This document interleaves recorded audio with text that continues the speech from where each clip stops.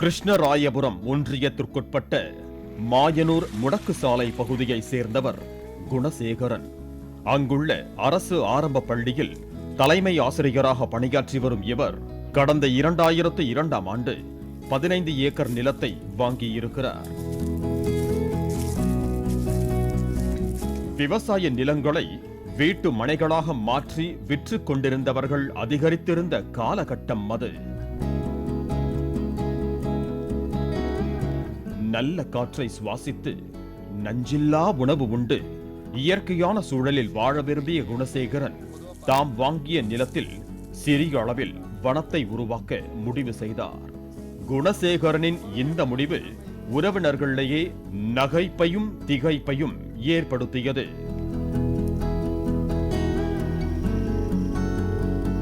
நிலத்தை விற்றோ விவசாயம் செய்தோ பணத்தை பெருக்குவதை விடுத்து வனத்தை உருவாக்க நினைக்கிறாரே இந்த மனிதர் என ஏராளமான விமர்சனங்கள். ஆனால் எதையும் காதில் போட்டுக் கொள்ளவில்லை குணசேகரன்.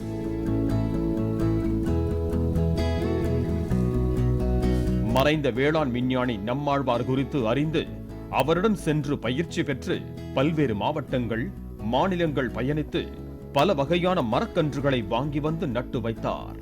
குறிப்பிட்டு சொல்லணும்னா நீர்மருதல் ஆரம்பித்து அத்தி மரத்தில் இருந்து மலைவேம்பு, கொன்றை, சவுக்கு, தேக்கு, பலா, நாவல், சரக்கொன்றை, சந்தனம், சந்தன வேங்கை, இது போல் சொல்லிக்கிட்டே போகலாம்.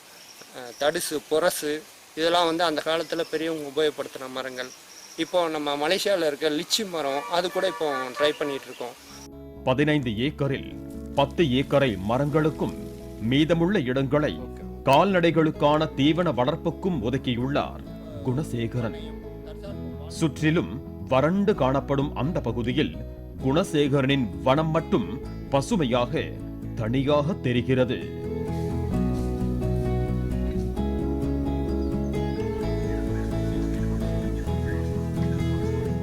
பருவமழை பொழிவும் நிலத்தடி நீரும் குறைந்து போயுள்ள இன்றைய காலகட்டத்தில் இருக்கும் நீரை கொண்டு சொட்டு நீர் பாசனம் மூலம் விவசாயத்தையும் இதுபோன்ற வன உருவாக்கத்தையும் சாத்தியப்படுத்தலாம் என்கிறார் குணசேகரன். நிறைய பேரை சந்திச்சதுனால இந்த வறண்ட நிலங்களை எந்த மாதிரி நீர் மேலாண்மை செய்யறது இதெல்லாம் கற்றுக்க முடிஞ்சது. இது எல்லாமே நிறைய தவறுகள்லேருந்து கற்றுக்கிட்ட விஷயம்தான். ஆனால் இயற்கை மட்டும் தவறே பண்ணுறதில்ல அப்படிங்கிற நம்மளவர் ஐயாவோட சூத்திரத்தில் எது வழியின பிழைக்குமோ அது பிழைச்சிக்கிட்டே இருக்கு. நம் தேவைக்காக இயற்கையை அழித்த காலம் போய் அழித்தொழித்த இயற்கையை மீட்டெடுத்தே ஆக வேண்டிய காலகட்டத்தில் இருக்கிறோம்.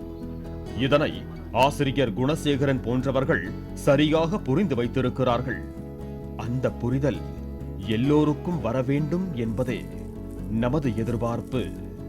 பாலிமர் செய்திகளுக்காக கரூர் செய்தியாளர் அருள் செல்வனுடன் சுந்தரமூர்த்தி.